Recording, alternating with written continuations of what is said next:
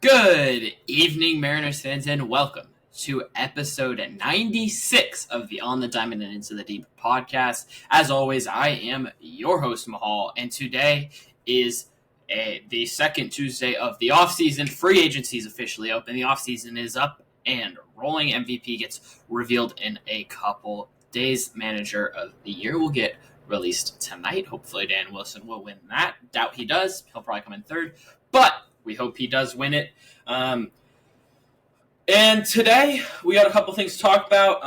Just in terms of news, Mariners made their first signing. Jeff Passan tweeted it, which means it's a big deal. And then we also saw Andy McKay, the Mariners' assistant general manager, has been hired as a field coordinator by the Cleveland Guardians. And those are the Stephen Vogt fingerprints all over that, but it is an interesting one. So we'll get into that briefly right at the start. And then today is the Brendan Donovan episode.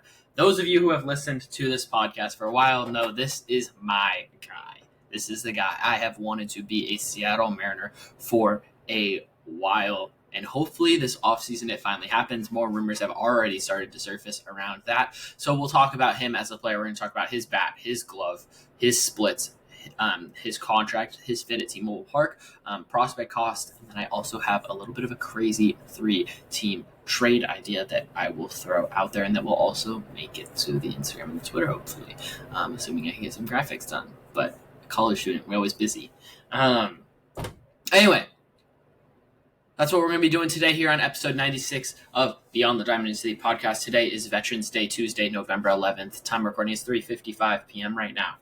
So, without further ado, y'all, let's get into episode 96. All right, let's begin with Andy McKay. So, Andy McKay, Mariners' assistant general manager, this is a guy that's been with Jerry Dipoto and has been with this regime for a long time. This is one of the first hires Jerry Dipoto made with the Seattle Mariners, and he is a pretty big deal. Obviously, he's the assistant GM, and you basically have two GMs in front of him because Jerry Dipoto is basically a GM as the president of baseball ops, and then you have Justin Hollander, who is the GM. So this is a big loss for the Mariners. That said, this gives them the opportunity to sort of switch how they want to scout major league players, stuff like that. But that said, this is a big loss. This is an interesting loss. He's going from the front office to something sort of more in the managerial field aspect of it. But it is good for him. Reports are that this is something he's been wanting to do. This is something that he sort of has dreamed of in terms of being on the field, on the path towards maybe being a manager potentially in the future. But for him, obviously great stuff for the Mariners. It sucks. This is one of the key pieces of front office that you are losing. This is a guy that was in charge of a lot of stuff in terms of scouting and acquisitions and stuff like that. But it does give you opportunity to move people up in the org. Maybe it's an opportunity for you to promote Scott Hunter into a little bit higher of a role, and maybe you can protect him from getting taken because he is a key part of what the Mariners do in terms of amateur scouting. So we'll see what happens there. But it is a loss for the Mariners. You'll see promotions probably in the next week or so somehow around that, unless they hire someone new. But it does suck. I was a little bit surprised when I did see that news. I know a lot of people were surprised by that news. I don't think we'll truly know really the effect of what that loss is going to do because it's a lot of behind the scenes stuff that we don't really see as fans. But from what we understand, from what I understand, this is a loss for the Mariners that does matter. And in that way, it does suck. But we can't overstate it. We can't, you don't want to go too much into it because this is a front office guy that I at least don't know a whole lot about what the operations of that front office look like. I don't know what his job is, what his role is compared to, say, a Justin Hollander or a Jerry Dipoto. We don't know what his fingerprints more have been on, whether that's the draft, whether that's free agent signings, trades, whether it's a mix of all of that, whether it's developmental stuff, and he probably does have a role in a lot of those things, if not all of them. But we don't know what his strengths are, what his weaknesses are, and we don't know how big of a loss this is for the Seattle Mariners. Next piece of news, the Mariners did make their first signing of the offseason, Randy Dobnak. You know what? It doesn't really matter. Let me just pull up his Savant page real quick. but it is an interesting signing. It is another, another piece to add to the pile that we call it. The bullpen stock of arms that the Mariners stock up every offseason. This guy's been in the league for a few years. He was most recently with the Tigers and the Twins, I believe. And this is a guy that has in his brief stints in the majors been able to limit hard hit, been able to limit barrel. That said, he hasn't had a very large stint in the majors. He hasn't spent a full season since 2021, it looks like. And in that game, it was only 14 games that he pitched in only 50 innings. So, he hasn't really had a full opportunity. Part of that's because, he hasn't been that good when he has been called upon. In his 5 seasons, he's pitched in 39 games to a 4.86 ERA out of the pen and a whip of over 1.125, just over 1.3.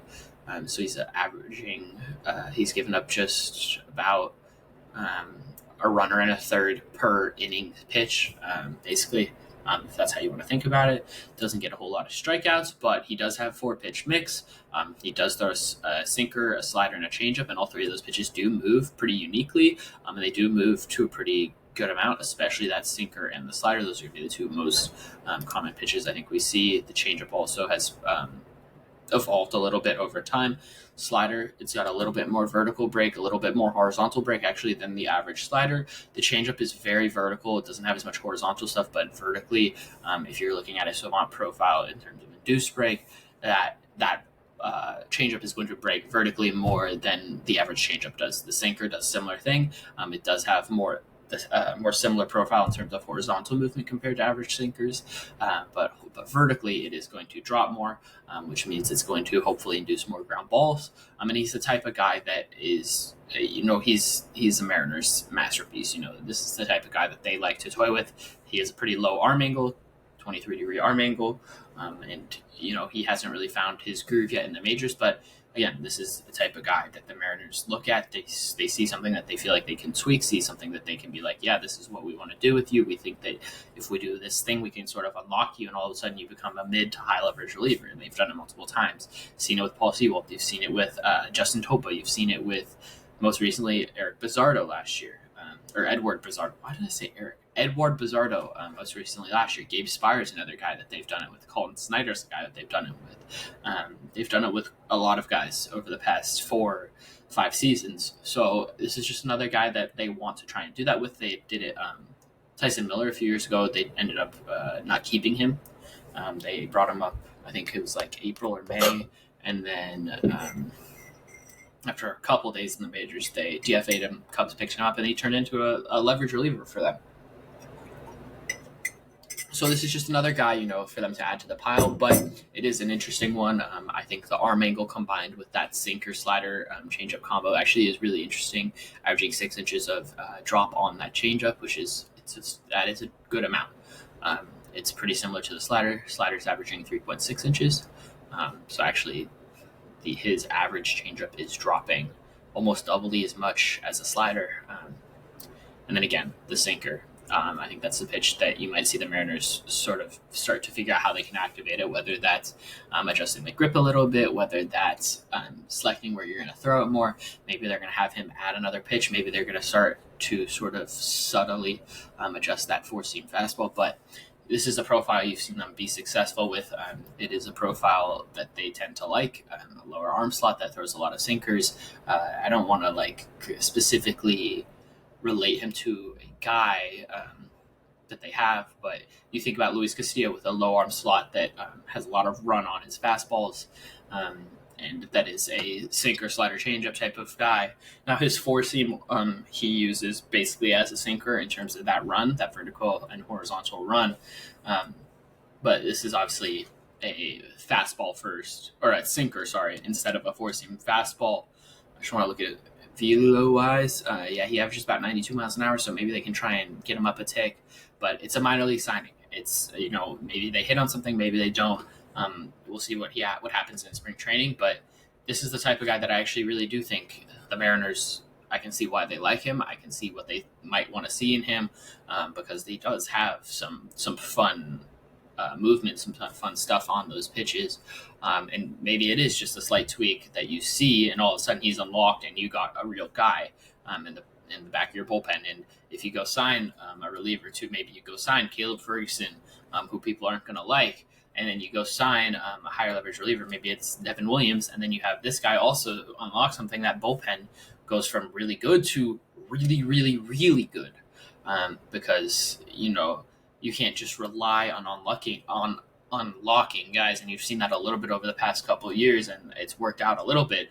But if they had acquired just one more guy that truly was a guy in the past 2 off seasons, I think you see them in the playoffs 2 years ago, and I think you see them go even a little bit further this last year and have more wins, and maybe they have home field advantage over the Blue Jays when we're sitting there.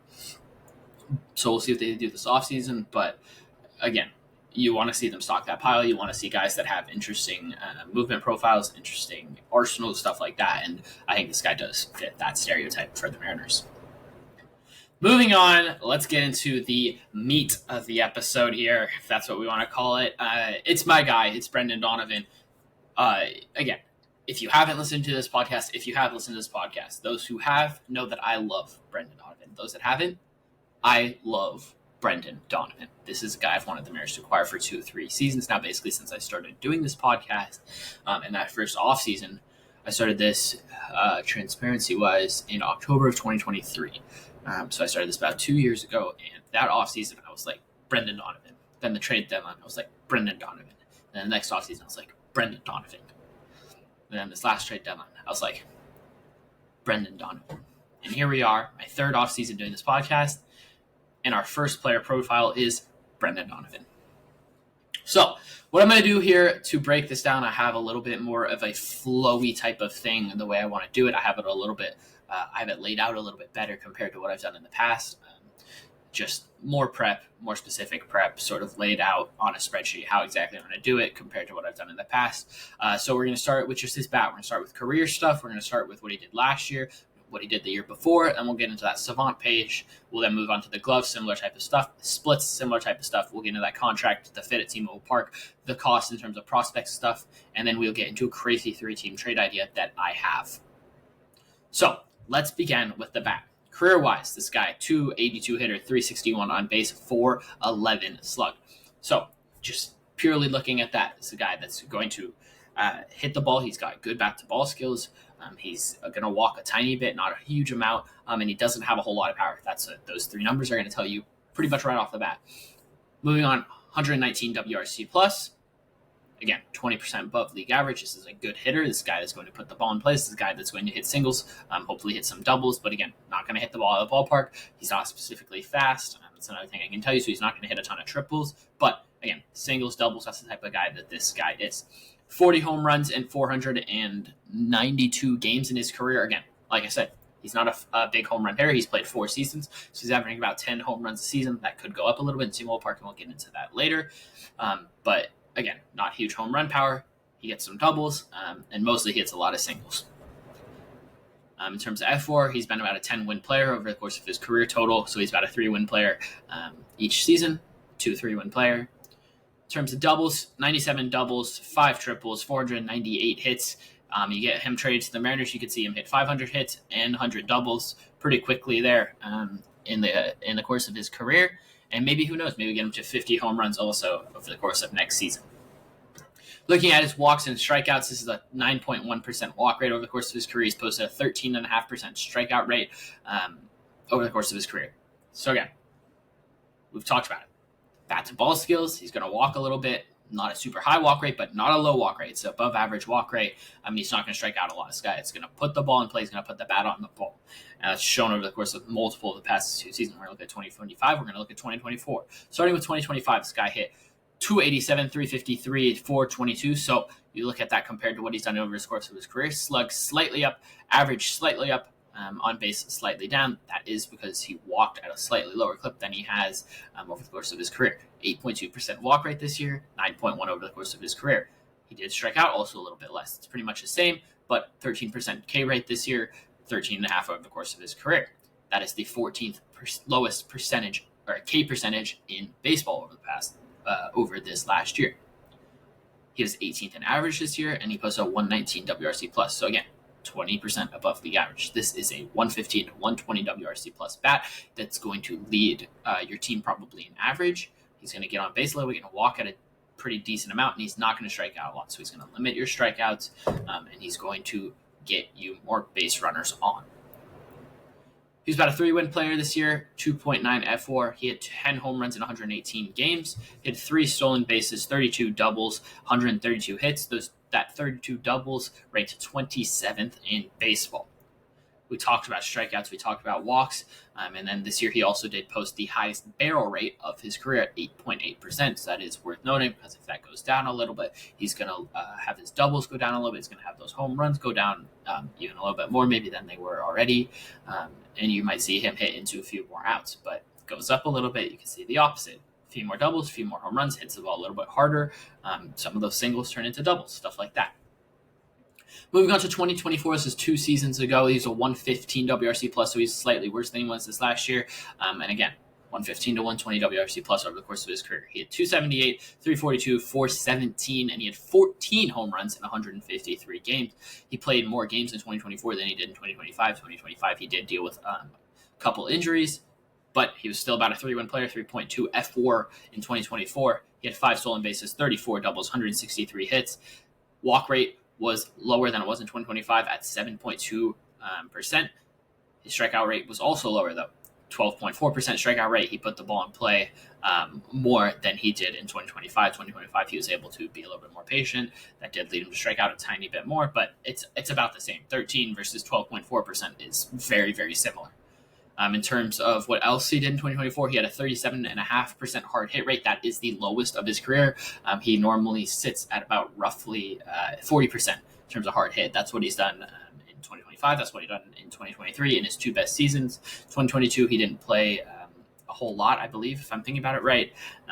But 2024 had that hard hit go down a little bit, led him to a little bit lower average, led him to a bit lower slug, and it led to his numbers just slightly dipping in general.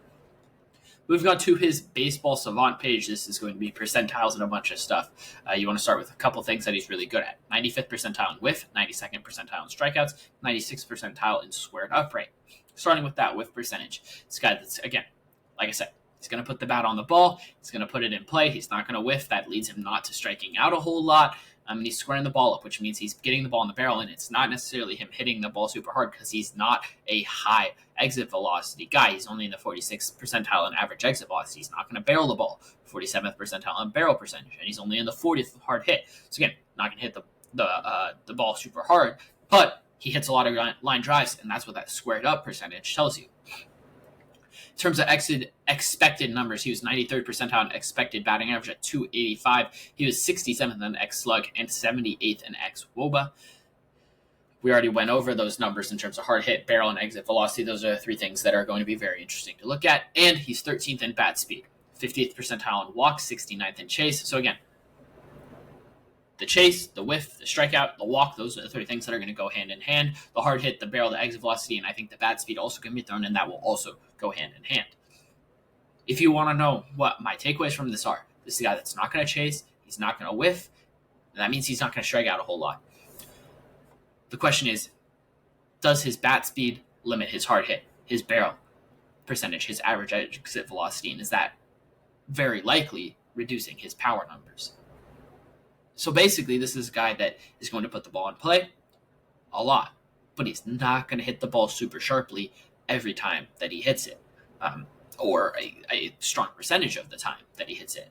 Now, question is, can you increase some bat speed in him? If you can increase a little bit of bat speed in that, can that increase some of those hard hit numbers, those barrel numbers, those exit velocity numbers? And if those get up a little bit, does that take up his home runs? Does that take up his doubles? Does that take up that slugging number? And if that happens, does that lower his average numbers? Stuff like that. But this is a guy that I do think there is another tier that you could unlock with him. Is it going to be unlocked if the Mariners go and acquire him? I don't think so. But if you're telling me the Mariners go get a guy that's hitting 280, 290 at the top or middle of your lineup that is going to walk at about a 9-10% clip and isn't going to strike out a lot, this is a guy that I think is a great fit for this team. In terms of what he does against specific pitches, this last year he got eaten alive by sinkers, negative 9 run value, 169 average against them in 2025. That said, he's been better against them in the past. And sinkers are going to induce a lot of ground balls. So if those ground balls aren't finding holes, he's going to struggle a little bit more. In 2024, he hit 277. 2023, he hit 378. So again, it could be a fluke year against sinkers. And if he can hit sinkers a little bit better next year, then again, unlocks another tier. That said, he crushed fastballs this year, 10 run value. He hit 370 against them and slugged 556 against fastballs. He found a way to crush fastballs, and if he can continue crushing fastballs, again, it's going to lead to good numbers for him. He struggles a little against left-handed pitching. We'll get into that in a few minutes, but that's likely because he strikes out about 20% of the time against sliders, and that's what he's going to see against left-handed pitchers quite a bit. And then why he does well against right-handed pitchers is because he does well against changeups. 388 batting average, 551 slug, so he's hitting forcing fastballs, and he's hitting changeups really well. He's struggling against sinkers and sliders, so again, he's good against right-handed pitching, struggles against left-handed pitching a little bit. Moving on to what he is as a glove. This is a utility type of guy. You want to start with what his outs above average look like. 2025, -1 outs above average. That was the 40th percentile, so he's not bad by any means, but slightly below average. He's in the 66th percentile in arm strength, so again, slightly above average, not great, not bad, obviously. Specifically at positions, he had -2 outs above average in left field. He had 0 at shortstop and 2 outs above average at second base, so he was best at second base. He was about average at shortstop, and then he was below average in left field. And that is in terms of range. Outs above average accounts for his range. And part of that's just due to his athleticism. He's not the fastest guy. So in left field, he's going to struggle with range a little bit more than he is at second base or at shortstop. 2024, he had 5 at second base, 0 at third base, 0 at left field as well. This is a guy that can play left field, that can play right field, that can play third, short, second, and first. He's played all of them in his career. He's moved more towards the middle of the diamond, especially on the dirt, over the course of his career, specifically at second base. And the more he plays second base, the more that's his position. So is that a fit for him? In Seattle, it depends on who you trade for, who you trade away if you were to acquire him. If you go trade Cole Young for Brendan Donovan, which is that an option? Maybe.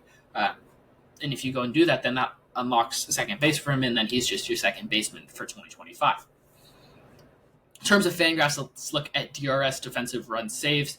He played 100 games at second base this year, 18 in left field, 6 at shortstop, 2023, he played, like I said, first base, second base, third base, shortstop, left field, and right field.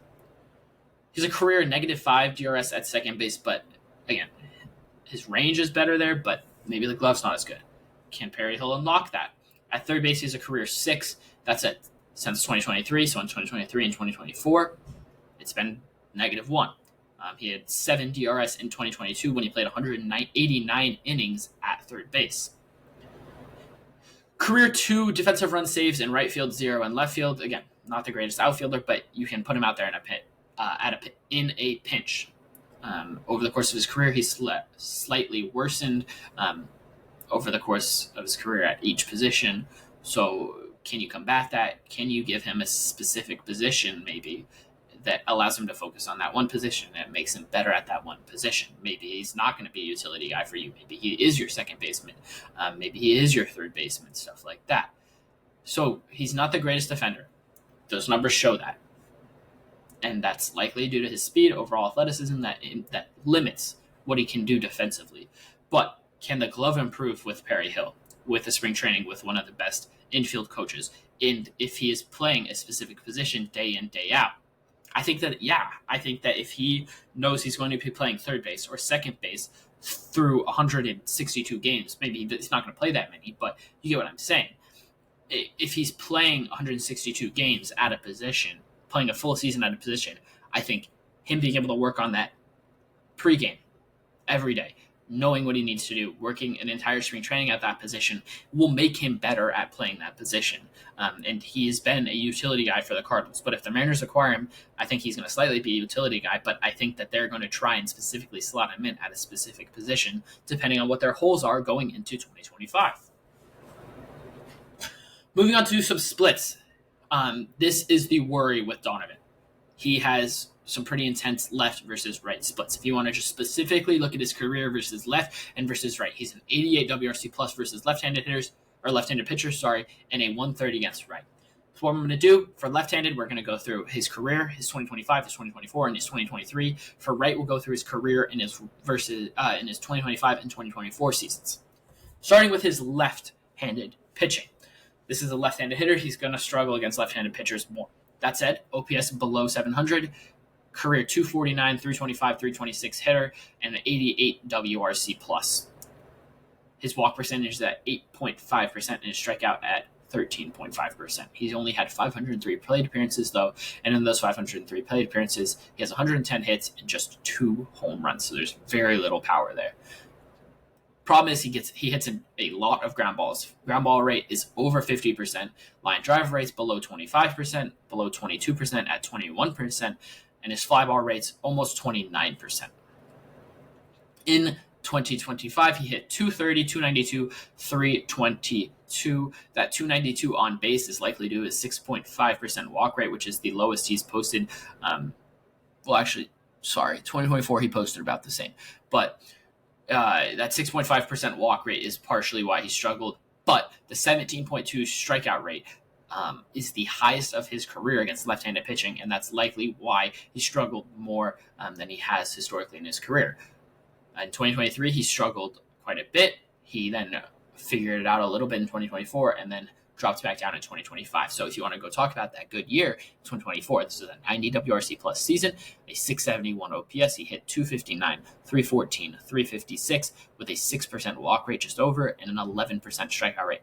So to me, it's can he limit strikeouts against left-handed pitching? Because if he can, he's going to be a better hitter. Because either way, he's able to put the bat on the ball. He's able to not whiff a whole lot. But if he can limit his strikeouts, that means more balls in play, more chances for him to get on base, more chances for hits to trickle through to find holes. And then all of a sudden, instead of him hitting 230, he's hitting 260. And that's a huge difference for a guy against his weak side. In 2023, it's similar stats, but this is the worst season he has posted against left-handed pitching. That said, this is 3 years ago. 69 WRC plus, an OPS of 570, 236, 333, and a 236 slug. That's because he had 0 extra base hits against left-handed pitchers that entire year. Strikeout rate was about 16%. That said, his walk rate was the highest of his career. So again, I don't think the walk rate is super big against left-handed pitching. I think it's about that strikeout rate. Can he keep that strikeout rate closer to that 12, 13% that he posts overall in his career? Moving on to what he does against right-handed pitching, and this is where it gets fun. In his career, he's a 130 WRC plus against right-handed pitching. In 812 OPS, he's hit 293, 373, 439. Strikeout rate below 14%. Walk rate just slightly below 10%, but above 9%. He has 38 home runs, 71 doubles, 388 hits, and 1,500 plate appearances. In terms of what he does when he hits the ball, it's more line drives. It's about nearly 2% more line drives than against left-handed pitching, and the ground balls is the big thing. It's only a 43% ground ball rate versus that over 50% that we see against left-handed pitching. Fly balls, 34%, not a big deal. I think the biggest thing here is ground balls. Hitting more line drives, a few more fly balls is going to result in more extra base hits and more hits likely in general. In 2025, he was a 140 WRC plus, an OPS at over 850. He hit 315, 383, 471. He hit over 300. His walk rate was at 9%, and his strikeout rate was only at 11%. This is an elite hitter against right-handed pitching in 2025, and that is why this is the guy you want to acquire, because he is a guy that is going to put the ball in play, and he's not going to strike out, and he's going to get on base, and he's going to do that from the left side, which is the better side, in my opinion, at T-Mobile Park. And you need a guy that is doing this, that's not going to strike out, that's going to put the ball in play, and that's going to hit over 300 or close to 300 against right-handed pitching. And this is the guy, in my opinion, to do it. Look at his 2024 season, it was slightly worse. He had an OPS at about 800. He hit 86, 354, 443 at 126 WRC plus, 7.5% walk rate, and a 13% strikeout rate. Again, we've seen it over the course of all of his stats. Can he limit that strikeout rate? Can he get that walk rate slightly higher? And either way, he's going to put the ball in play a lot. And if he limits that strikeout rate a little bit more, he's just going to have more and more balls put in play and more opportunities for him to sneak a hit through. In terms of contract stuff, this is a 2 years of club control guy. We've talked about it time and time again, and that's why this guy, I think, is going to finally get traded, because the Cardinals are not in position to win in 2025 or 2026, in my opinion, in 2026 or 2027, in my opinion, not really 2028 either, but I could be wrong there. He's in his second year of arbitration in 2026.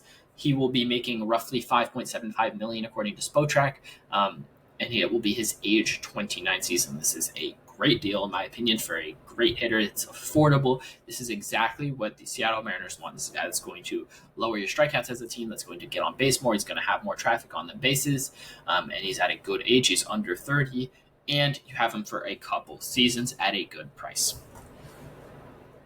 In terms of his fit at T-Mobile Park, now this is just what I'm thinking in terms of my brain. I think that as a left-handed hitter, his power numbers are going to slightly increase should he play at T-Mobile Park more games. In 2025, he was projected to have 12 home runs at T-Mobile Park. He only had 10 as a Cardinal. Again, power numbers slightly going to go up because that right field porch is a little bit easier to hit in T-Mobile Park. That said, my worries are about the gaps. T-Mobile Park has small gaps. It's really hard to hit doubles there. I think it's the hardest stadium to hit doubles in. And for a guy that lives off doubles for his power numbers, I think this is going to be.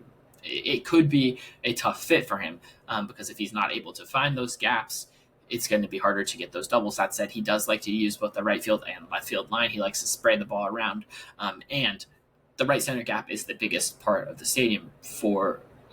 In T-Mobile Park. That right center gap is a little bit deeper, and I do think that might play into him. And if he can hit that right center gap, then all of a sudden you see this guy pumping out more doubles. You saw it with Josh Naylor a little bit over his time at T-Mobile Park, over his time as a Mariner. He really succeeded. He has more power than a Brendan Donovan does have, but in terms of putting the ball in play from the right side, trying to find the gaps, trying to find the ball down the line, very similar in that way. And I think that the fact that Brendan Donovan can use the whole field will allow him to actually be successful at T-Mobile Park. In terms of trade cost, it's really difficult to know. Cardinals to trade him, you have no idea what they're going to want to have. Supposedly they're going to want pitching. The Mariners don't have a lot of major league ready pitching. If they want someone that's major league ready pitching wise, I think it's Logan Evans or Emerson Hancock. If they want a little bit better of a pitcher, I think it's Durangelo Sainja. Could you see Durangelo Sainja and Logan Evans in a package? I do think that's possible. The packages I put together were 2 top 10 prospects in the Mariners system and a lottery ticket in the 10 to 15 range in their system. So if you want a pitching headliner, it's Durangelo Sainja, it's Michael Arroyo, and it's Ty P. If you want hitting, I think it's Felnin Celestin, it's Michael Arroyo, and it's Ty P. If you want guys a little bit closer to the majors, to me it's Logan Evans, it's Michael Arroyo still, it's Ty Pete still, and you might see a guy like a Teddy McGraw. It's a little bit more pitching for them, but if they really do want pitching, maybe it's Logan Evans, Durangelo Sainja, and Ty Pete. And if the Mariners really want to get a little bit crazy, and I think I would do this in a heartbeat, is Logan Evans, Durangelo Sainja, and Michael Arroyo. And I think that is a package that the Mariners would be willing to part with. In terms of my crazy 3-team trade, we have 3 teams involved: Seattle Mariners, St. Louis Cardinals, and the Philadelphia Phillies. Starting with the Phillies. Reports are that they are interested in acquiring a third baseman, and Nolan Arenado is on that short list, and they tried to do it last year, and they're going to try and do it again this year. So that's the reason that I created this into a 3-team trade. Let's say that the Phillies get Nolan Arenado, and then they want a catcher that they can plug in if they can't re-sign JT Realmuto. So they get Harry Ford as well. What Seattle's going to get: Alec Boehm, Brendan Donovan, and Alec Burleson. You get a third baseman, you get a second baseman, and you get a guy that can play first base, right field, or can DH. What the Cardinals are going to get, Jurrangelo St. Michael Arroyo, Cole Young, and Matthew Fisher, who is the Phillies' 10th overall prospect. He's a high school pitcher. He's a prep arm that was drafted, I believe, last year or the year before, so he's a little bit of a developmental project. He's a little bit of a lottery ticket, but it's a piece that I think would be interesting to them. They get a couple pitchers. They get two middle infielders that are both MLB ready, if not right away, by May. And Michael Arroyo, he might take a little bit longer. Cole Young's already MLB ready. He's been in the majors. And that would be the piece that would be really hard for the Mariners to part with, I think. And I am a big fan of Cole Young. Him and Harry Ford, I'm big fans of. But I think if you can go get a third baseman, a second baseman, and a guy that can play first base or right field, those are three bats that change the course of your offseason. And it would make it so you don't even necessarily need to go get Josh Naylor. But they don't take that opportunity necessarily away to get Josh Naylor at all. Would I do this trade? The Mariners are giving up Harry Ford, Jurrangelo St. Michael Arroyo, and Cole Young to get Alec Bohm, Brendan Donovan, and Alec Burleson. I think I would do this trade. Would the Phillies do this trade? I think that they would probably do this trade. They do get a catcher and a third baseman. I don't know how high Matthew Fisher is graded for them. Obviously, he is a really nice build, 6'3". He's that lanky prep arm that you like. He's only up to like 93, 94 right now. Maybe touching 95, but still, I think that's a piece that they would be willing to part with. They have guys like Andrew Painter, Gage Wood now in their system that are pitchers that could be ready this year in 2026 or in 2027. I think both those guys could be ready in 2026, early or late. I think Painter might be ready opening day, and Gage Wood probably ready later in the season. But both those guys ready to hit the majors, ready to get in that rotation. And I think that you would feel okay parting with that to get a guy like Nolan Arenado and a potential catcher of the future like Harry Ford. So just last thoughts. Brendan Donovan, this has been my top trade target for a lot of years. The worry with him is he struggles to hit left-handed pitching. He got better at that in 2024. He fell back off in 2025. And the glove is a little bit of a worry because he doesn't have a true natural position.